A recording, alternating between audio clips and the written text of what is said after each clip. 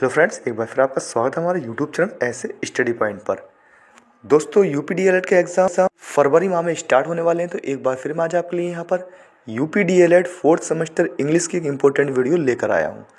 दोस्तों, इस वीडियो में मैंने ग्रामर और रीडर को बहुत ही अच्छी तरह से कंबाइन किया है, जिसे देखने के बाद आप अपना स्कोर इंग्लिश के एग्ज़ाम में अधिक से अधिक दे सकते हैं।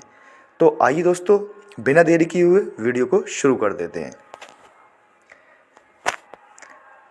पहला पॉइंट है दोस्तों, linguistic is a study of, यानी लिंग्विस्टिक अध्ययन करता है किसका दोस्तों, तो ह्यूमन लैंग्वेज। इसका आंसर हो जाएगा आपका ह्यूमन लैंग्वेज का स्टडी करता है कौन, लिंग्विस्टिक जो है ये एक अध्ययन करता है किसका, ह्यूमन लैंग्वेज का। तो पहला पॉइंट आपका ये हो जाएगा। इसके बाद सेकंड पॉइंट है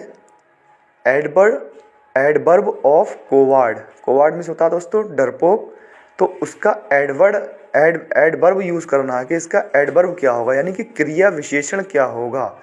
तो दोस्तों, कोवार्ड का जो क्रिया विशेषण है यानी एडवर्ब है वो कोवार्डली हो जाता है। अगला पॉइंट है, थर्ड नंबर पॉइंट है एंटोनियम ऑफ बून। बून होता है दोस्तों वरदान, और इसका एंटोनियम पूछा है बून का, तो इसका एंटोनियम हो जाएगा दोस्तों आपका हो जाएगा कर्स।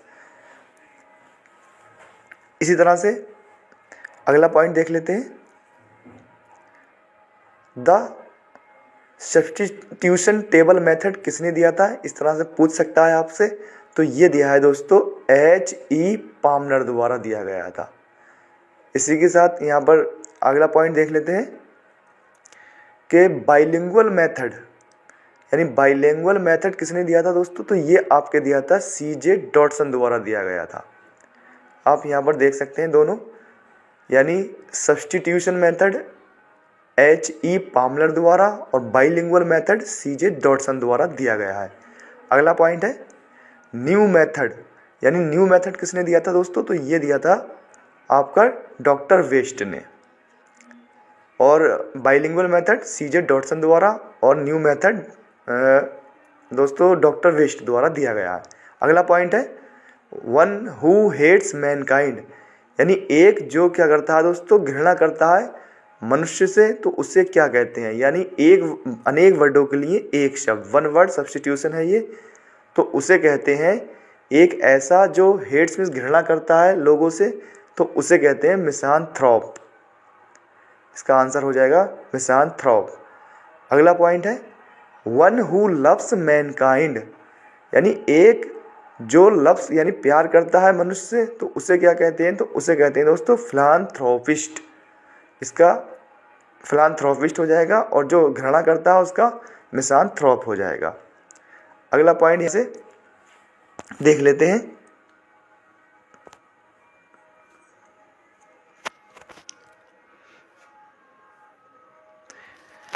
अगला पॉइंट है how are basic language skill, यानी कितने लैंग्वेज के कितने आधारभूत स्किल्स होते हैं, तो दोस्तों 4 होते हैं। एक तो होता है listening, speaking, reading and writing. ये जो है दोस्तों ये भाषा के 4 बेसिक स्किल्स होते हैं, कौशल होते हैं। तो इसका आंसर यहाँ पर आप लिख सकते हैं इस तरह से। अगला पॉइंट देख लेते हैं, आपका यहाँ से listening, speaking, reading and writing हो जाएगा, इसका आंसर हो जाएगा।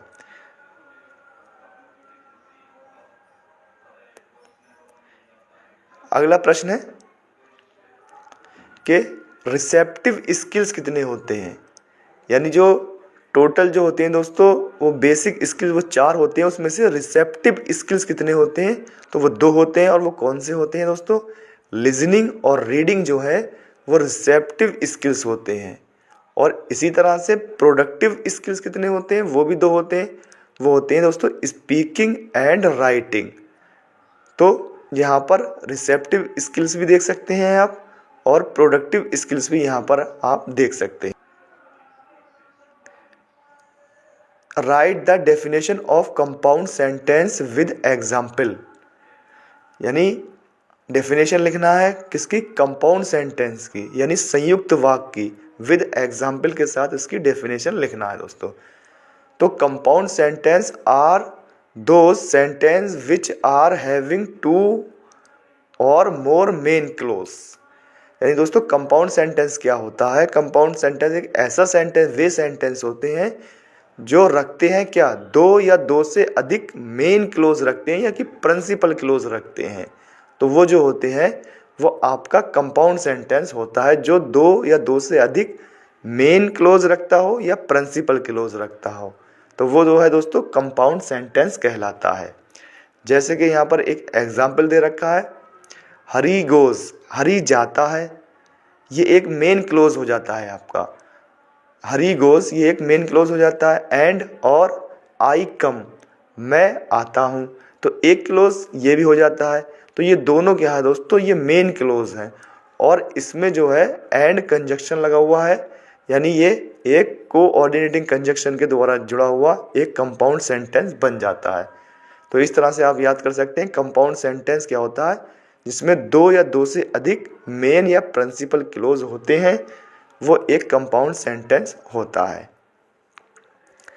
दोस्तों नेक्स्ट पॉइंट है डिफाइन एडवर्ब विद एग्जाम्पल, यानी डिफाइन करो, डेफिनेशन दो एडवर्ब यानी क्रिया विशेषण की विद एग्जाम्पल, एग्जाम्पल के द्वारा, एग्जाम्पल के साथ। तो an adverb is a word which modifies any part of speech except a noun, pronoun and interjection. दोस्तों ये क्या है, यानी क्रिया विशेषण एडवर्ब क्या होता है, ये मॉडिफाइज करता है यानी कि विशेषता बताता है। और किसकी विशेषता बताता है? Any part of speech except a noun or pronoun or interjection को छोड़ के, यानी कि ये नाउन, प्रोनाउन और इंटरजेक्शन को छोड़ के बाकी जो 5 पार्ट ऑफ स्पीच बचते हैं ये उनकी विशेषता बताता है। जैसे अमन रन्स स्लोली, यानी अमन दौड़ता है स्लोली, तो ये दौड़ने की दोस्तों क्या बता रहा है, ये स्लोली जो आया है यहाँ पर ये एक एडवर्ब यूज हुआ है। और ये किसकी विशेषता बता रहा है? ये रन्स की विशेषता बता रहा है। या और रन्स क्या होती है? ये एक वर्ब होती है और जो वर्ब की विशेषता ये बता रहा है यहाँ पर, तो ये क्या हो जाएगा? एडवर्ब कहलाएगा यहाँ पर। तो इस सेंटेंस में दोस्तों जो स्लोली है ये एक एडवर्ब की तरह यूज हुआ है और पार्ट ऑफ स्पीच जो वर्ब है ये उसकी विशेषता बता रहा है यहाँ पर। तो इस तरह से आप यहाँ पर इसे देख सकते हैं, adverb noun, pronoun or interjection को छोड़ के बाकी जो 5 पार्ट ऑफ स्पीच होते हैं उनकी ये विशेषता बताता है। आइए दोस्तों अगला पॉइंट देख लेते हैं, right the kinds of subordinate close. यानी यहाँ पर कह रहा है कि काइंड लिखो किसके? Subordinate close. यानी सबऑर्डिनेट क्लोज कितने प्रकार के होते हैं? तो ये दोस्तों 3 प्रकार के होते हैं। एक होता है नाउन क्लोज, एक होता है एडजेक्टिव क्लोज, एक होता है एडवर्ब क्लोज। और इसके द्वारा दोस्तों कॉम्प्लेक्स सेंटेंस बनाए जाते हैं। अगला पॉइंट देख लेते हैं, explain the kind of coordinating conjunction. अभी पूछा था दोस्तों सबऑर्डिनेटिंग क्लोज या कंजक्शन, और इसमें पूछा है कोऑर्डिनेटिंग कंजक्शन। तो कोऑर्डिनेटिंग कंजक्शन कौन से होते हैं दोस्तों? वो आपके होते हैं 4 होते हैं। एक होता है कम्युलेटिव और दूसरा होता है अल्टरनेटिव यानी कि वैकल्पिक, और तीसरा होता है एडवर्सेटिव यानी विपरीत अर्थ वाला, और चौथा होता है इलेटिव यानी कि कारण और परिणाम बताने वाला। और इन चारों द्वारा दोस्तों क्या बनाया जाता है? कंपाउंड सेंटेंस बनाया जाता है। और सबऑर्डिनेट कंजक्शन के द्वारा कॉम्प्लेक्स सेंटेंस बनाया जाता है। तो ये यहाँ पर कोऑर्डिनेटिंग कंजक्शन है, 4 प्रकार के होते हैं। अगला है कंपोजिशन आ जाएगा, या इसे बोल देते हैं दोस्तों, ऐसे बोल देते हैं या इसे आर्टिकल भी बोल देते हैं। और उसके बाद दोस्तों 17वें नंबर पे आ जाता है आपका एप्लीकेशन और लेटर। तो यहाँ पर मैं आपको बता दूं कंपोजिशन जो होता है ये 40 से 50 शब्दों में आपको लिखना होता है कंपोजिशन, यानी कि ऐसे। और ये बहुत ही ज़्यादा इजी पूछा जाता है, बहुत ज़्यादा इजी होता है ये, यानी कि माई आइडियल टीचर पे पूछ सकता है, पोस्टमैन वगैरह पे पूछ सकता है, यानी कि ये हाई स्कूल के लेवल के पास ही पूछा जाता है ये जो भी ऐसे आता है, यानी कि बहुत ज़्यादा इजी हो जाता है और 40-50 वर्ड में ये लिखने को होता है। और एप्लीकेशन और लेटर में दोस्तों ये भी बहुत ज़्यादा इजी पूछी जाती है। आपकी एप्लीकेशन जो है बहुत सरल होती है, हाई स्कूल लेवल तक की होती है, छुट्टी पे हो सकती है, सब्जेक्ट चेंज पर हो सकती है, या आपकी फ़ीस माफ़ी भी हो सकती है। इस तरह से एप्लीकेशन बहुत ज़्यादा सरल होती है। और इसके अलावा दोस्तों लेटर जो होता है ये भी बहुत ज़्यादा सरल होता है, ये अथवा में हो सकता है। और लेटर में दोस्तों मेरे भाई की शादी में अपने दोस्त को निमंत्रण देते हैं, इनवाइट करते हैं, तो इस तरह की चीज़ें जो हैं वो लेटर में आपसे पूछ ली जाती हैं। तो ये काफ़ी दोनों चीज़ें दोस्तों बहुत ज़्यादा इजी होने लगती है। आइए दोस्तों अब ग्रामर का पार्ट यहाँ से देख लेते हैं। फ्रेंड्स, ये ग्रामर का पोर्शन है और मैं आपको अच्छे से समझाने की कोशिश करता हूँ जिससे आप अपना स्कोर एग्ज़ाम में अधिक से अधिक कर सकें। तो आइए फ्रेंड्स, पहला है he is reading the Ramayana. Friends, इसका क्या पूछ रहा है? Change into past perfect continuous tense. यानी फ्रेंड्स यहाँ पर एक टेंस दिया है, प्रेजेंट कॉन्टिन्यूस का टेंस है, इज़ आर एम का यूज़ हुआ फ्रेंड्स इसमें, और इसे चेंज करने को बोल रहा है फ्रेंड्स पास्ट परफेक्ट कॉन्टिन्यूस में। तो फ्रेंड्स ये जो पास्ट परफेक्ट कॉन्टिन्यूस टेंस जो होता है इसकी हेल्पिंग वर्ब होती है फ्रेंड्स हैड बीन। तो फ्रेंड्स हमें कुछ नहीं करना है, यहाँ पर हम ही और पास्ट परफेक्ट कॉन्टिन्यूस की हेल्पिंग वर्ब लगाएंगे फ्रेंड्स हैड बीन। बाकी फ्रेंड्स इसे ऐसे ही उतार देंगे। रीडिंग द रामायण फ्रेंड, इस तरह से इसे हम सॉल्व कर लेंगे। आइए फ्रेंड्स अगले पॉइंट पर चलते हैं। और फ्रेंड्स अगला पॉइंट जो है, it has been raining morning. तो फ्रेंड्स ये इट हैज़ बीन ये प्रेजेंट परफेक्ट कॉन्टिन्यूस का है फ्रेंड्स। और अभी यहाँ पर कुछ जगह दी है फ्रेंड्स, यहाँ फिल करने को दिया है। तो फ्रेंड्स आपको पता होगा जहाँ भी हैज़ बीन आती है वो प्रेजेंट परफेक्ट कॉन्टिन्यूस का टेंस होता है फ्रेंड्स, और समय वाला वाक्य होता है। तो फ्रेंड्स समय के लिए हम सिंस और फॉर लगाते हैं।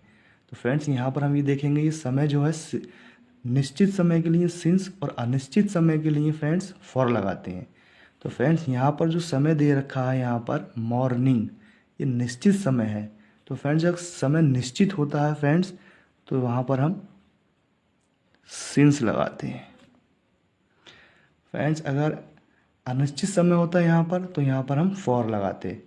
अनिश्चित समय फ्रेंड्स ऐसा होता है अगर यहाँ पर मॉर्निंग की जगह 2 आवर्स आते यानी 2 घंटे आते, या 2 मंथ आते यानी 2 महीने होते, यानी पता नहीं चल रहा कि कौन से महीने की बात कर रहा है, तो यहाँ पर हम फॉर लगाते। अगर फ्रेंड्स यहाँ पर मान लो अप्रैल होती या जून होती तब यहाँ सिंस आता, क्योंकि तो निश्चित होता समय, क्योंकि पता चलता है कि अप्रैल की बात हो रही है। या संडे आता तो संडे का पता चलता है कि संडे जो है निश्चित समय है। अगर फ्रेंड्स इधर यहाँ पर 2 डेज होता तो फिर वो अनिश्चित समय हो जाता, तो यहाँ पर फॉर आ जाता, क्योंकि 2 डेज ये पता नहीं चल रहा है कि कौन से सप्ताह में जो फ्रेंड्स 7 दिन होते हैं ये पता नहीं चल रहा है कि कौन से डेज होते हैं, तो यहाँ पर फॉर आ जाता। आइए फ्रेंड्स अगले पॉइंट पे चलते हैं। एक्टिव पेसिव से लिया है फ्रेंड्स ये मैंने, I am writing a letter change into passive. Friends इसे पेसिव में चेंज करना है फ्रेंड्स। तो आइए फ्रेंड्स इसमें एम का यूज़ हुआ है, प्रेजेंट कॉन्टिन्यूस है जिसमें इज आर एम आते हैं फ्रेंड्स। तो फ्रेंड्स जब भी आपको इसकी मैं ट्रिक बता देता हूँ एक, जब भी सेंटेंस में पेसिव बनाने को पूछे और उसमें is are am was were दिया हो तो उसे फ्रेंड्स हम बीइंग में ले जाते हैं। आइए फ्रेंड्स देख लेते हैं। इसका ऑब्जेक्ट यहाँ से लेंगे इसे ए लेटर। फ्रेंड्स यहाँ पर आई था तो आई के साथ एम यूज़ होता है, लेकिन ए लेटर है तो इज यूज़ होगा, एक वचन है तो इज यूज़ होगा। अब फ्रेंड्स जब भी is are am was were दिखाई दें तो सेंटेंस को बीइंग में ले जाए, बीइंग। और फ्रेंड्स आपको पता होगा जब भी पेसिव बनाते हैं तो वर्ब की थर्ड फॉर्म लगाते हैं, इसमें फर्स्ट फॉर्म में आईएनजी है, तो हम यहाँ पर थर्ड फॉर्म लगाएंगे रिटिन और बाई और फ्रेंड्स आई का इधर ऑब्जेक्ट बनाएंगे तो आई का मी कर देंगे। तो फ्रेंड्स इस तरह से a letter is being written by me. Friends मैंने ये बताया जैसे इज़ार एम वाजवर दिखें तो आप उसे बीइंग में ले जाएं, थर्ड फॉर्म लगा दें। और फ्रेंड्स अगर मान लो यहाँ पर इज़ार एम की जगह हैज़, हैव या हैड दिखाई दें तो फ्रेंड्स उसे काय में ले जाते हैं, तब उसे बीन में ले जाते हैं इस तरह से। यानी हैज़ और हैव, हैड तो होंगे फ्रेंड्स, बीन में बढ़ा लेते हैं, फिर थर्ड फॉर्म लगा के उसे इस तरह से हम बना सकते हैं। आइए फ्रेंड्स अगले पॉइंट पे चलते हैं। आई प्रीफर यानी मैं पसंद करता हूँ मिल्क टी। तो फ्रेंड्स जब भी प्रीफर, जूनियर या सीनियर इस तरह के वर्ड आते हैं तो देन का यूज़ नहीं होता है फ्रेंड्स, वहाँ पर टू का यूज़ होता है यहाँ पर। फ्रेंड्स आप ये ध्यान रखें, ये बार बार सेंटेंस पूछा जाता है। तो यानी कह रहा आई प्रीफर यानी मैं पसंद करता हूँ मिल्क टू टी, यानी मैं चाय की तुलना में मिल्क यानी दूध पसंद करता हूँ। तो यहाँ पर देन नहीं आएगा फ्रेंड्स, टू आएगा। याद रखना ये वर्ड प्रीफर, जूनियर, सीनियर इस तरह के वर्ड जब होते हैं तो वहाँ टू का यूज़ होता है। आइए फ्रेंड्स नेक्स्ट पर चलते हैं। Walk carefully लेस्ट you may fall, यानी केयरफुल्ली यानी देखभाल कर टहलो फ्रेंड्स, लेस्ट वरना ऐसा ना हो। लेस्ट का मतलब फ्रेंड्स होता है ऐसा ना हो कि, नेगेटिव सेंस में यूज़ होता है ये। यू मे फॉल यानी तुम गिर जाओ, ऐसा ना हो कि तुम गिर जाओ। तो फ्रेंड्स इसे क्या करना था, करेक्ट द सेंटेंस, यानी ये गलत सेंटेंस दिया हुआ है, इसे करेक्ट करके लिखना है। तो फ्रेंड्स आइए देखते हैं, इसे इस तरह से लिख सकते हैं फ्रेंड, वॉक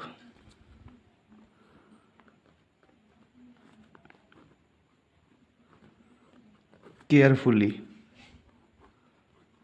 लेस्ट यू।